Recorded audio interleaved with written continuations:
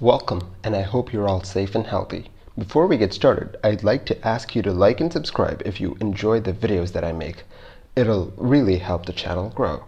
Now, on to the video. This is the story of Eastern Airlines Flight 855. On the 5th of May 1983, an Eastern Airlines Lockheed L-1011 was flying from Miami to Nassau in the Bahamas. The L-1011 was a trijet designed by Lockheed to compete with the likes of the 747 and the DC-10.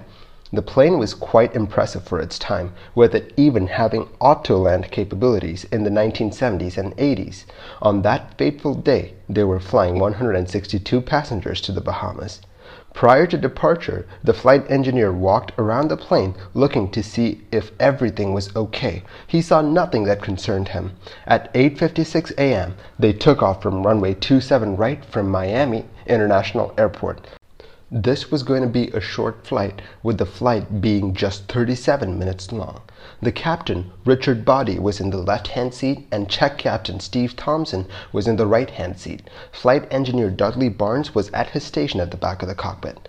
The plane took off normally and the climb was uneventful. Flight engineer Dudley Barnes fiddled with the cabin pressurization as the plane climbed to 23,000 feet. At 9:08 a.m., the plane leveled off at 23,000 feet, and at 9:10 a.m., they had been given clearance to start their descent. They had spent less than 2 minutes at their cruise altitude. To call this a short flight would be an understatement. Captain Boddy contacts Nassau ATC, and ATC gives the crew their weather for their approach. The ceiling was at 1,000 feet, 5 miles of visibility, the usual. They were told to follow a twin-engined plane that was 30 miles ahead of them. So far, so good. Flight engineer Barnes was not busy with the approach, and he was also in contact with the cabin crew, and so was not paying much attention to his instrument cluster. When he does look back after a few minutes, he sees that the oil pressure on engine number 2 was low. The L-1011 was a trijet, so the engine on the left is engine number 1, the engine on the tail is engine number 2, and so the engine on the right is engine number 3. He scans the oil levels for engines 1 and 3. They were at 15 quarts, with the oil pressure in the green. However, engine number 2 showed 8 quarts of oil and a pressure between 15 and 20 psi. The minimum pressure needed for the safe operation of the airplane is about 30 psi.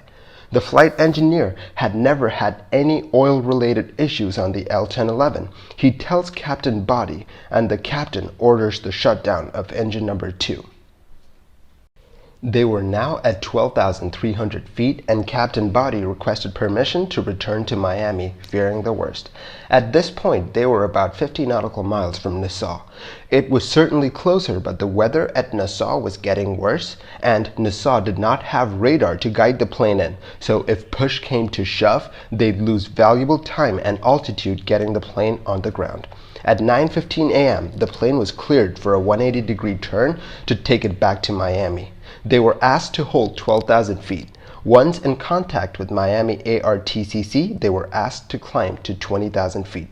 Dudley Barnes was busy with the engine shutdown procedure, and so he had not been paying attention to his instrument cluster. As the plane climbed through 15,000 feet, the low oil warning came on for engines 3 and 1.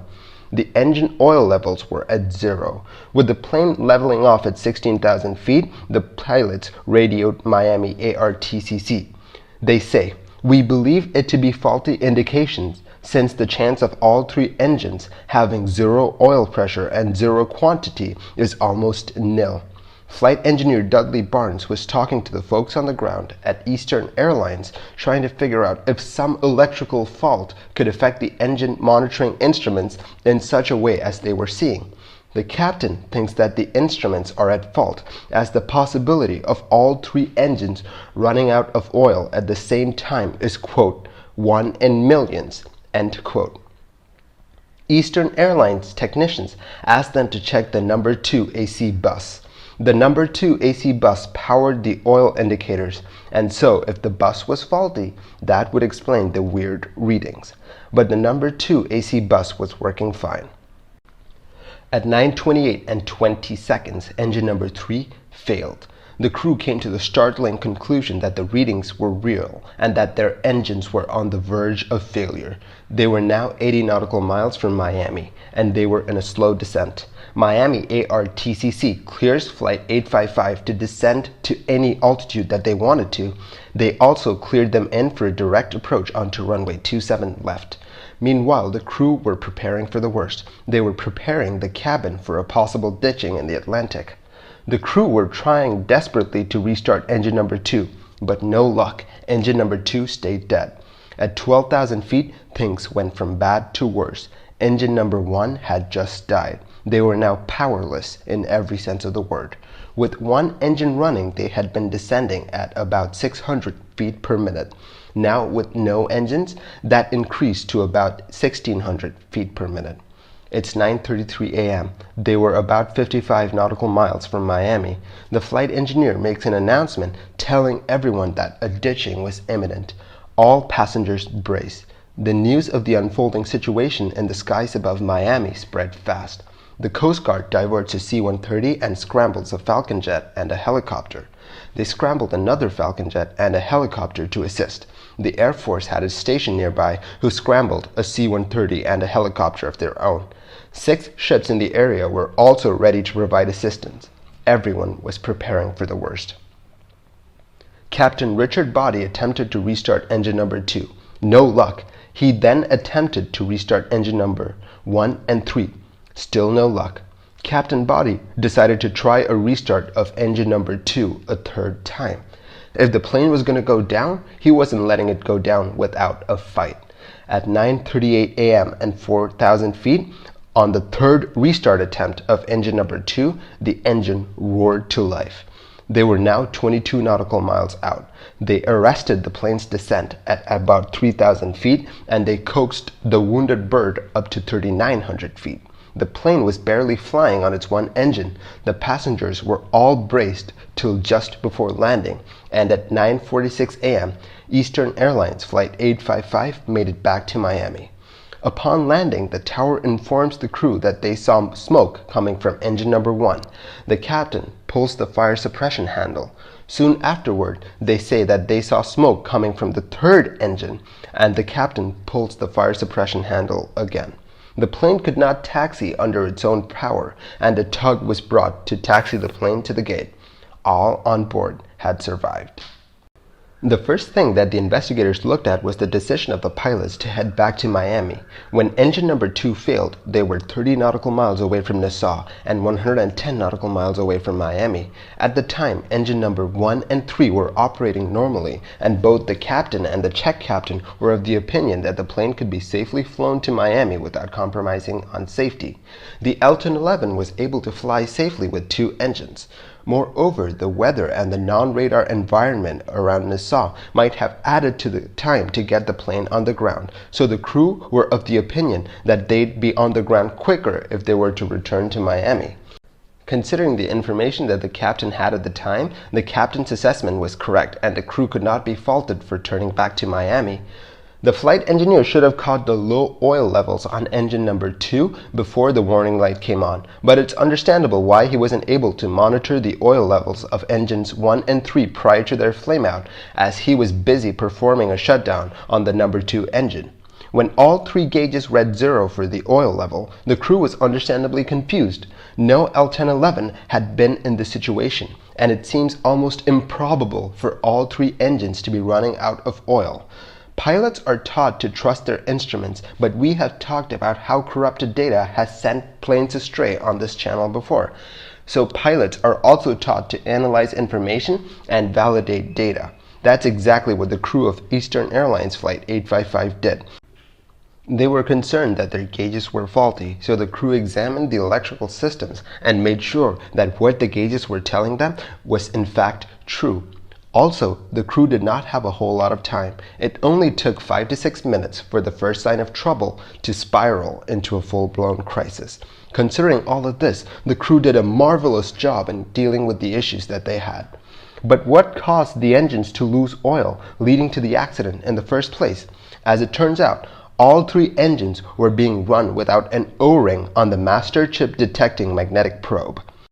O-rings, as the name suggests, is an O-shaped ring of rubber that in this case prevented leakage of oil from the master chip detecting magnetic probe. But what exactly is a master chip detector magnetic probe? It's a knob-shaped device, cylindrical on one end and tapered on another. The tip is magnetic and it plugs into the oil lines of the engine. The magnetic probe has O-rings along its length. When the magnetic probes are plugged into the oil lines, the O-ring prevents the leakage of oil. The magnetic probes are used to see how well the engine is functioning. The magnetic tip sticks into the oil flow and it will attract small magnetic particles in the oil. If material gets deposited on the magnetic tip, it means that something inside the engine is shedding metal fragments into the oil line and the engine needs to be repaired immediately. When the engine is operated without the O-rings, the oil will leak out till the engine is out of oil. When an engine runs out of oil, the engine is no longer being lubricated. Due to the high levels of friction in engines 1 and 3, ball bearings in the engine failed. This caused the high-pressure compressor to shift backward, jamming gears and disconnecting fuel lines. In effect, the engine had seized up and there was no way that they were going to be able to get engines 1 and 3 restarted in the air. It was so bad that engines 1 and 3 had almost melted.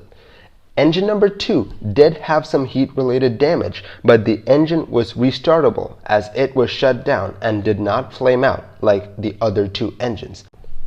But had they needed engine number 2 to run for much longer, it too would have eventually flamed out.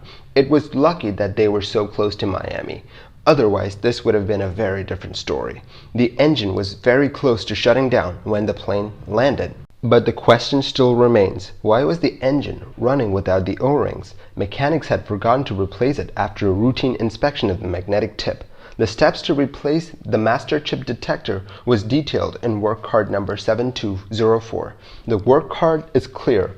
Once you take the master chip detector out, you replace the O-rings before putting it back inside.